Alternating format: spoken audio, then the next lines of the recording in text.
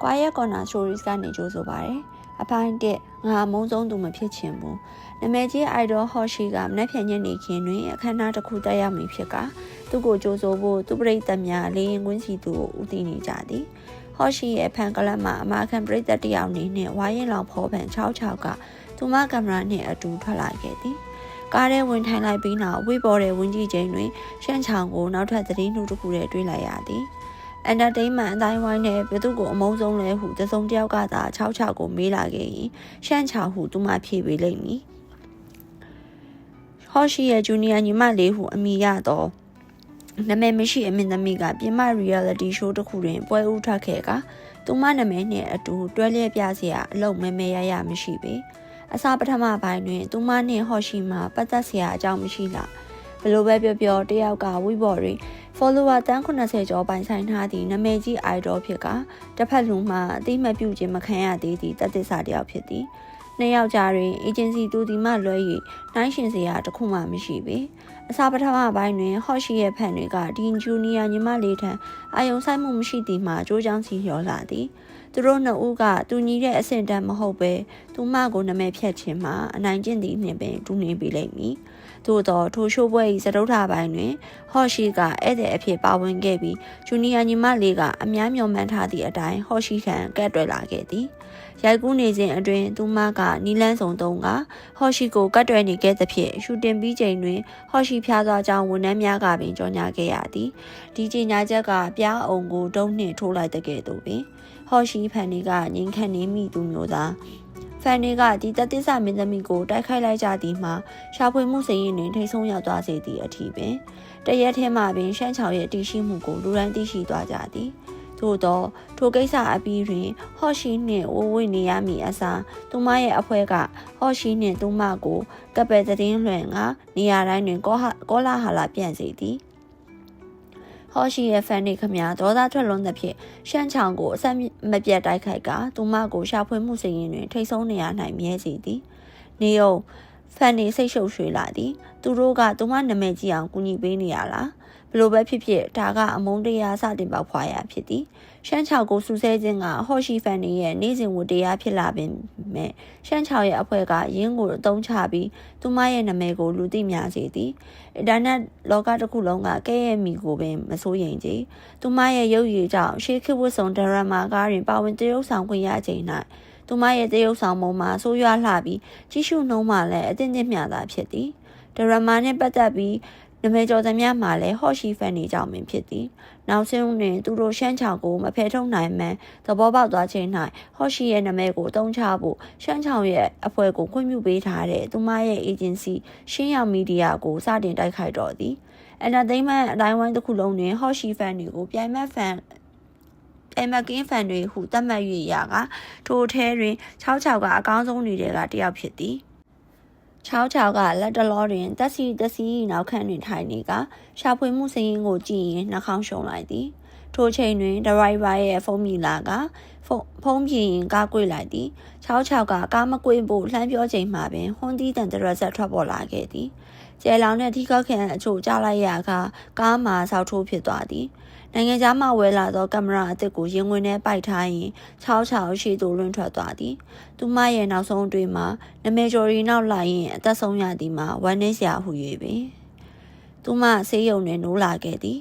သူမမတည်သေးဘူးဒါသတင်းကောင်းမယ်66ထားထိုင်မှုစူးစမ်းလိုက်ကအဖြူအောင်ဆေးရုံခန်းနဲ့တယောက်မှမရှိပဲပတ်လက်ဝေးကြည့်ချိန်တွင်ထောင်ပေါင်းများစွာတန်သောသူမရဲ့ကင်မရာကိုမတွေ့တော့ကြသူမလက်ဖမိုးတွင်ဆေးသွင်းရင်းနှင့်ပင်ဘယ်လ်တီကနက်စမကိုလှမ်းခေါ်လိုက်သည်ကျမရဲ့အိပ်ပမှာလည်းကင်မရာထည့်ထားရဲ့အမဲရောင်အိတ်လေ sorry ကျမမတွေ့မိဘူးစိုးရိမ်စားပြုလာတဲ့66ကလက်ဟန်ချေရန်ဖြစ်ဒါကဒီလောက်ကြီးပြီးအဖုံးပိတ်ထားတယ်ကျမကိုရှာပေးလို့ရမလားကျမရှာပေးလို့မရလို့နက်စမရဲ့လေးတန်းမှာမဖော်ရွေးလှပြီးသူမက66ကိုကြည့်လိုက်ကထပ်ပေါင်းဆိုသည်မင်္ဂလိရှန့်ရှင်ဆေးရုံကိုရောက်လာတော့ကရှင်နဲ့အတူဘာပစ္စည်းမှမပါလာဘူးကျမကိုမယုံရင်ရှင်ရဲ့မန်နေဂျာကိုမေးကြည့်လို့ရတယ်66တစ်ခါနာမြခွန်းတော့မပြန်မဲတုံဆိုင်ပြီးနောက်မေးလိုက်သည်ရှင်ကျမကိုဘလို့ခေါ်လိုက်တာလဲရှန့်မင်္ဂလိ66ရုပ်ချီတက်ကြက်သိန်းထလာကသူမတကလို့66ရုပ်ချီကြက်သိန်းထလာကသူမတကူလုံးတွင်ကြက်သိန်းမွေးညွှန်းအပြည့်ဖြစ်သည် သူမကထပ်မေးခွန်းထုတ်သည်ရှန့်ပါလေရှန့်ချောင်းမင်းကလေးရှန့်ဘာမှနေလို့လဲကျမရှင့်အတွက်စစ်အဝင်ခေါ်ပေးမယ်ချောင်းအုံနောက်ချလဲသွားကတတိမိသွားသည်သူမပြန်နိုးလာချိန်တွင်ရွှေရောင်မျက်မှန်တက်ဆင်ထားသောအမျိုးသမီးကိုသူမဘေးတွင်တွေ့လိုက်သည်ထိုအမျိုးသမီးမျက်နှာမှာသွဲလျကပါးရွမှခက်မြင့်မြင့်ဖြစ်ပြီးအကြွတစ်ချက်ဖြစ်ပင်အာနာရှိသူဖြစ်မှန်သိနိုင်သည်ချောင်းမျက်လုံးဖွင့်ပြီးသူမကိုကြည့်လိုက်ပြီးမှတိတ်သာနေလိုက်သည်ရှမ်းချောက်ကိုနှစ်ပေါင်းများစွာတိုက်ခိုက်ပြီးရဲ့နောက်ရှမ်းချောက်ရဲ့မန်နေဂျာကောင်းမီလင်ကိုမမှတ်မိနိုင်စရာအကြောင်းမရှိပေသူမနိုးလာသည်ကိုသတင်းထားမိဟန်ဖြင့်ကောင်းမီလင်ကမျက်မှောက်ချုပ်လိုက်ပြီးမိကွန်းထုတ်သည်နေလို့သက်သာသွားပြီလားသူမလေတန်းမှာနည်းနည်းလေးမှပင်နူးညံ့မှုမရှိပေချောင်းမျက်လုံးမိတ်လိုက်ကတစ်ဖက်သူကောင်းလှည့်လိုက်သည်သူမနဲ့စကားပြောခြင်းစိမရှိကောင်းမီလင်ကသူမကိုတွန်းလိုက်ပြီးနောက်တခုခုမှနေလို့လားနေမကြခင်ဆေးရုံဆင်းရတော့မှအားလုံးအရင်စစ်တဲ့နဲ့နော်လက်တော်လောတွင်ကျင်းစဲခြင်းစိတ်သာကြီးစိုးနေတဲ့ချောင်းကစကလုံးအချို့ဖြင်းညစ်ထုတ်လိုက်သည်နေရင်ပြန်နှင်ကတိတ်နေခြင်းလို့ရှမ်းချောင်းငါနင်းအတွက်ရအောင်ယူပေးထားတဲ့တော့ရှိုးအတွက်တနင်္လာတွင်အတန်သွားသွင်းပေးရမယ်နင်းတိတ်နေခြင်းတာတေးကြလားချောင်းစွန့်အားသွားရသည်ဒါကတေးကြပေါ့အိမ်မက်သာဖြစ်ရမည်ဖြစ်ကိုဖြစ်ရမည်သူမအမုန်းဆုံးသူတကယ်မဖြစ်ချင်ပြီချောင်းနောက်တစ်ချိန်မျက်လုံးမှိတ်လိုက်ကအရဲဆုံပြီးကောင်းခါရမ်းလိုက်သည်စိတ်မရှိတော့တဲ့ကောင်းမီလင်ကဆောင်ကိုလှမ်းဆွဲခွာသည်ရှမ်းချောင်းနင်းယူနေပြီလားနင်းကိုအိတ်ရှိုးမှာပါဖို့ငါဘလောက်ခက်ခဲစူးစမ်းထားရလဲနင်းသိလားအခုကျနင်းကမသွားကျင်တော့ဘူးပြောနေတယ်ဟုတ်လားထပြီးမျက်နှာသွားတက်ချမ်းကြည့်ရောက်နေလိမ့်မယ်ချမ်းကြည့်ကရှမ်းချောင်းရဲ့ stylist ဖြစ်သည်ဖြစ်ပျက်ခဲ့သမျှတွေကိုချောင်းလက်မခံနိုင်သေးပြီငါမလုပ်ကောင်းမေးလင်သူမကိုတစ်ချက်စူးစိုက်ကြည့်လိုက်တာမို့သူမကြံတဲ့စကားကိုဆက်မဆိုရဲတော့ရှမ်းချောင်းရဲ့အဖွဲကိုတိုက်ခိုက်ရတာဘာလို့ခံမှန်းသူမနောက်ဆုံးတော့နားလည်သွားလိမ့်ပြီသူမအေးချင်းကခတ်တိုင်းလိုက်တာချမ်းကြီးက30မိတ်ကပ်အိတ်နဲ့အတူရောက်ရှိလာခဲ့သည်အမ6ဆင်ပြေရဲ့လားသူမမင်းနေချိန်မှာပင်ကောင်းမီလင်ကပြန်ဝင်လာကရှမ်းချောင်းစီစားရကန်ပေးလာသည်ဒီနေ့ညအင်တာဗျူးမှာမေးမဲ့မေးခွန်းတွေတေချာထက်ချက်ထား6ဖိုင်ကိုယူလိုက်ကကောင်းမီလင်ကသူမရဲ့နှီးတိနှေးကွေးလှူရှားပုံကိုကြည့်ရင်ဒေါသတက်ကြီးအော်ဟစ်လိုက်သည်တေချာကြက်ထားနင်းရဲ့ပုံစံအသစ်ပြောင်းမှုအချိန်ရောက်ပြီးတခုခုမှနင်းကိုငါဘလို့ကန်တွယ်မလဲစောင့်ကြည့်ထား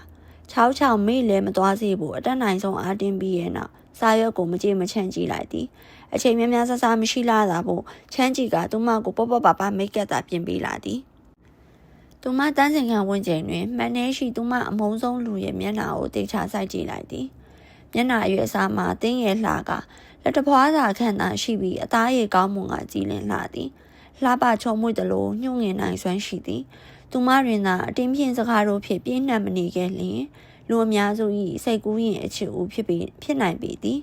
ကောင်းမီလင်ကအပြင်ဘက်ကလှမ်းအော်ခေါ်လိုက်သည်နင်ပြီးပြီလားမြန်ထွက်လာပြီးသွားဖို့အစင်သင့်ပြင်တော့6သူမကန်ချမာကိုလက်ခံလိုက်က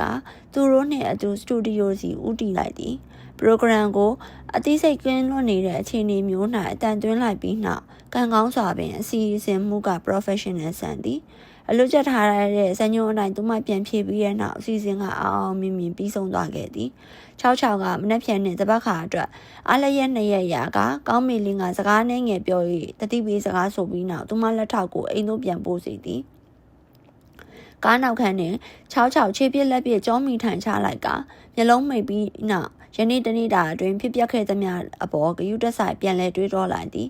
အရာအလုံးကအစစ်အမှန်ဟုခံစားရကသူမတကယ်ကိုရှန့်ချောင်ဖြစ်လာခဲ့သည်။ဘာကြောင့်ဘလို့ဖြစ်လာရမှန်းသူမနားမလည်ပေမဲ့အရေးကြီးဆုံးအရာမှာသူမဘဝစီပြန်သွားနိုင်မှုနီးလန်းရှာဖွေခြင်းပင်ရှမ်းချောင်ရဲ့အိမ်စီရောက်လာပြီးရဲ့နောက်တကားဖွင့်ဝင်လာကမိဖွင့်လိုက်ချိန်တွင်အိမ်နေထားကြောင့်သူမထိတ်လန့်သွားရသည်။အခန်းကဗလာကျင်းလျက်လိုအပ်သည့်အခြေခံပရိဘောဂမှလွဲကဘာဆိုဘာမှမရှိဘဲရှင်းလင်းနေ၍အေးဆက်ဆအငွေတက်တူထုတ်လွှင့်နေသည်6လှည့်ပတ်ကြည့်ရှုပြီးနောက်အခန်းကတိတ်မကျဲလှပဲအိတ်ခန်းနှစ်ခန်းပါဝင်ကခန်းမနှစ်ခုအပြင်ရိုးရှင်းသည့်အပြင်စင်များသာရှိသည်ဒီနေရာကမင်းသမီးတစ်ယောက်နေထိုင်ရာနေရာနှင့်လှမျှပင်မတူချေလှည့်ပတ်ကြည့်ရှုပြီးနောက်သူမအဝတ်စားလက်ကအုတ်ထုပ်ဆောင်လိုက်ပြီးမတ်စတက်ကတိုက်စီငှားလိုက်သည်တိုက်စီသမားကိုပေးလိုက်သည့်လိပ်စာမှာသူမ၏ငကိုမှုလာအင်းလိပ်စာ ချောင်းမိသားစုမှာချမ်းသာကြွယ်ဝသည်ဟုမဆိုသာသည့်တိုင်တသောတသာရှိသည်ဟုဆိုနိုင်သည်ချောင်းဖေဖေကလွန်ခဲ့သည့်နှစ်အနည်းငယ်ကစားလုပ်ရေးလုပ်ငန်းစတင်လုပ်ကိုင်ခဲ့ကတရုတ်တွင်လူသိများလာခဲ့သည်ချောင်းမိမိကနာမည်ကျော်တရုတ်ပြည်ကြီးပညာရှင်ဖြစ်ပြီးမွေးရပါယောဂကြောင့်ခြေထောက်အားနည်းကတစ်နှစ်ပတ်လုံးဝှီချဲပေါ်နေရလေးရှိသည်66တွင်ဥပဒေကြောင်းတက်ခဲ့သူအကိုတယောက်ရှိပြီးယခုချိန်တွင်တော့နာမည်ကြီးစီးပွားရေးရှိနေတယောက်ဖြစ်နေလေပြီသူမမိသားစုဝင်အားလုံးကထိတ်တန့်အဆင့်ဖြစ်ကသူမတယောက်ထဲသာလျှင်နာမည်ကျော်ရီနောက်လိုက်ရခြင်းကိုဝါသနာထုံခြင်းဖြစ်သည်ဒါကဟော့ရှိရဲ့ဆွဲဆောင်နိုင်စွမ်းရှိမှုကိုအပြစ်ဆိုရပေမည်တိတ်မကြလိုက်ခင်မှာပင်သူမမူလအိမ်စီသို့ရောက်ရှိလာခဲ့သည်66ခက်မြက်မြက်အထဲဝင်လိုက်ပေမဲ့ခြေလန်းနှဲငယ်လှမ်းပြီးရဲ့နောက်လုံခြုံရေး၏တားဆီးခြင်းခံလိုက်ရသည်ညဘက်တွင်အုတ်ထုတ်ဆောင်ပြီးမတ်စတာထားသည့်သူမ၏ပုံစံကိုထဲ့မတွက်လျင်တော့အစင်းမြင့်အရာများတွင်အလဲလာသူတိုင်းစည်ရင်းသွင်းရလေးရှိသည်66ခမရွေးချယ်စရာမရှိဘဲသူမ ID ကတ်ကိုထုတ်ကအလဲလာသူစည်ရင်းတွင်စည်ရင်းအပြည့်စုံရေးသွင်းရတော့သည်လုံခြုံရေးကစည်ရင်းကိုလှမ်းကြည့်ပြီးနောက်ဖွားဖွားရေးရွတ်သည်ရှန့်ချောင်းဒါမင်းအဲ့ဒီမင်းသမီးမဟုတ်ဘူးလား66မောမကြည့်ရဲပဲခက်မြမြန်ထဲဝင်လိုက်သည်သူမရဲ့အရင်အိမ်စီဥတီလျှောက်သွားလိုက်ကရင်းမှာခတ်သေးသေးဗီလာတစ်ခုဖြစ်သည်တကားဝတွင်မီးလင်းတွေကအဲခန်းထဲကမီးအောင်ကိုတဝက်ဆွဲထားတဲ့ကလန့်ကာနောက်ွယ်မှာခက်ရေးရေးမြင်နေရသည်အထဲရှိမြင်ကွင်းကမရှင်းလှချောင်းဖေဖေကဆိုဖာပေါ်သတင်းစာထိုင်ဖက်နေပြီးချောင်းမိမိကဝှီချဲပေါ်တွင်ထိုင်ကပန်းသီးခွာနေသည်နှစ်ယောက်လုံးပုံစံမှာတန်မှန်မျှဖြစ်ကစိုးရိမ်စိတ်မရှိပေသူမခန္ဓာကိုယ်ကတတိယလာပြီလား66ထိတ်လန့်သွားကခက်ရှင်းရှင်းမြင်လို့လာသည်သူမခြေလမ်းနဲ့ငယ်ရှေ့တိုးလျှောက်လိုက်ချိန်တွင်တကားကရုတ်တရက်ပွင့်သွားပြီးဖနပါးတရံဝတ်ဆင်ထားတဲ့ယောက်ျားတစ်ယောက်ကအမှားအိတ်သိမ်းထွက်လာခဲ့သည်ပန်းစုံနောက်ွယ်တွင်ပုံအောင်နေတဲ့မတင်ကားစရာလူရိတ်ကိုသတိထားမိပြီးနောက်သူကခက်ဆက်ဆက်လှမ်းမိသည်အဲ့ဒီနာကဘာလို့လဲ66လန့်သွားပေမဲ့သူမပြန်မဖြေနိုင်ခင်မှာပင်ယောက်ျားသားကအနာကပ်လာကသူမလက်မောင်းကိုအကြမ်းပတမ်းဆုပ်ကင်လာသည်66အော်ဟစ်လိုက်သည်6ရီနေငါ့အောင်နာအောင်လုပ်နေပြီထွက်လာသူမှသူမ၏အကိုဖြစ်သူကျူးကျော်ဝင်ရောက်လာသူထံမှသူ့နာမည်ကိုတရင်တနည်းခေါ်ဆိုလာသည်ဖြင့်သူမကိုလွှတ်ပေးလိုက်၏သူမကိုခဏမြစိုက်ကြည့်ပြီးနောက်မင်းမတူလဲဒီလောက်နောက်ကျမှငါတို့အိမ်တကားမှာဘာလုပ်နေရလဲ66ခက်မြမြန်တွေကပြန်ဖြေလိုက်သည်ငါက66ရဲ့အတန်းဖော်ပါသူဒီနေ့ကားတိုက်ခံရတဲ့ကြလို့ဘနိုးလူနဲ့လာကြည့်တာသူမတွေးထားခဲ့သည်မှာ6ယူကထိုးချိန်တွင်ဤကဲ့သို့မီးလာလိမ့်မည်ဟု၍မင်းက66ရဲ့အတန်းဖော်ဆိုရင်ဘာလို့တကားမခောက်တာလဲသူမပြန်ဖြေမိမှာသူမက66ရဲ့ idol ဟော့ရှိအကြောင်းမကောင်းကြောင်းပြောလိုက်မိလို့66ကသူမကိုစကားမပြောတော့ပဲအဖက်မလုပ်တော့တာမို့ခိုးဝင်လာရတာဖြစ်ကြောင်းသူမကိုသူမညံပြေးလာပြီဟု66တွေးလိုက်သည်သို့တော့သူမပြောလင့်ထားတဲ့နှင့်ဆန့်ကျင်စွာပင်6ယူကသူမအားအထူးဆန်းတစ်ဖွဲလှမ်းကြည့်လိုက်ပြီး66ဆိုတာဘာတူလဲ66ခုံထားမိတော့မလို့နင့်ညီမလေ6ယူမင်းပါလို့ဆဲနေရလဲ66မဟုတ်ဘူးငါပြောတာက66ဆိုတာနင့်ညီမလို့6ယူကဘာညီမလဲမင်းကဘာတူလဲစူညံတန်ကြောင့်6ဖေနဲ့အမေပါတိသွားက6ဖေကအပြင်ထွက်လာပြီးတကားဝရင်မတက်ရလိုက်သည်ရှောက်ယူဘာဖြစ်နေရလဲ6ယူက66ကိုဇက်တိုက်ကြည့်နေကနောက်ပြန်လှည့်မကြည့်ပဲပြန်ဖြေသည်သားတခိုးဖတ်မိလို့66ထိတ်လန့်သွားကငါတခိုးမဟုတ်ဘူးငါ66ကိုလာကြည့်ရသူမကပိန်တွဲမိန်းကလေးဖြစ်ကတခိုးနဲ့မတူမှန်6ဖေတတိထားမိချိန်တွင်သူ့လေသံကပိုရွနှွေးထွေးလာသည်မင်းအိမ်လိပ်စာမှားနေရလားဒီမှာ66ဆိုတာမရှိဘူး66မှာရိုက်ခံလိုက်ရတယ်လို့ခန်းစားလိုက်ရပြီးအနှဲငယ်မူးငွေသွားသည်6ယူလက်ကိုစုပ်ကင်မှုသူမှစူးစမ်းလိုက်ပေမဲ့သူကရှောက်ဖယ်လိုက်တာမို့မြေကြီးပေါ်ပုံကျသွားသည်သူမခေါင်းတစ်ခုလုံးချာချာလဲနေလျက်ဖြင့်လက်မြောက်က6ယူရဲ့ဘောင်းဝင်ဆောက်ကိုစုပ်ကင်လိုက်ပြီးခေါင်းမောလိုက်သည်တစ်အားဖြင့်66လေနင်သူ့ကိုမင်းသားရီနောက်ပဲလိုက်နေလို့အမြဲဆူနေတာလေနင်းညီမလေ6ရီမျက်နှာအောင်ကျုံလိုက်က6ဖေကအနာကပ်လာသည်ရှောက်ရီသူ့ကိုမြန်ဆွဲထုတ်လိုက်ဆေးရုံသွားခြင်းလားကြည့်ရအောင်6ရီဒူးကွေးထိုင်ချလိုက်ပြီးခေါင်းငယ်ကသူမကိုကြည့်လာသည်သူမမျက်နှာကအနှဲငယ်ရင်းနှီးနေတယ်လို့6ဖေကသူ့ခေါင်းကိုလှမ်းရိုက်ကခွဲကောင်လေးမြန်လို့6ရီလက်ကမ်းပေးလိုက်ပြင်မဲ့သူ့ရှိအမျိုးသမီးကရုတ်တရက်ငိုကြွေးလာခဲ့သည်ငါနဲ့အကူညီမလို့ဘူးငါကိုမသိတယ်လို့ဘာလို့ဟန်ဆောင်နေရလဲငါကိုမထိနဲ့ညအချိန်မတော်မှဒီအယူကဘယ်ရောက်လာတာလဲ6ရီသူ့ဖေစီလှမ်းပြောလိုက်သည်ရဲရင်ခေါ်ရလိုက်ရအောင်ကြည့်ရပြဿနာတစ်ခုခုရှိနေပဲပုံမဲ့ သူကောင်ညွှန်ပြရင်ဆိုလာခြင်းဖြစ်သည်ချောက်ဖေကခေါင်းငိတ်ကဖုန်းထုတ်လိုက်သည်ရုတ်တရက်ခတ်တူတူအတန်ကလမ်းမပေါ်ကပြန့်လွင့်လာသည်သူကကျွန်တော်တငယ်ချင်းမှာသားဖားနှစ်ယောက်လုံးခေါင်းလဲကလှည့်ကြည့်လိုက်သည်လူရွယ်ကအပြေးဝှစ်ဆောင်ဝှစ်စင်ထားကခက်ဖြည်းဖြည်းအနာကပ်လာခဲ့သည်ထို့နောက်သူ့အုတ်ထုပ်ကိုဆွဲမောလိုက်ကစိတ်ဝင်စားဟန်မျက်ဝန်းတစ်စုံကိုလှည့်ဟားပြလာခဲ့သည်ချောက်ရီသူ့ကိုတစ်ချက်တည်းမှတ်မိသွားသည်ဟော့ရှိလူရွယ်ကခေါင်းငိတ်လိုက်ကမြေကြီးပေါ်ထိုင်ကုန်နေတဲ့ချောက်ကိုကြည့်လိုက်သည်သူကကျွန်တော်ကိုလာတွေ့တာပါအနောက်ရှက်ပေးမိလို့တောင်းပန်ပါတယ်သူကဆိုရင်စောင်းကြောက်ထိုင်ကချောက်ရဲ့လက်မောင်းကိုဆွဲထုတ်လိုက်သည်သွားရအောင်လေငိုနေဆဲဖြစ်သောချောက်က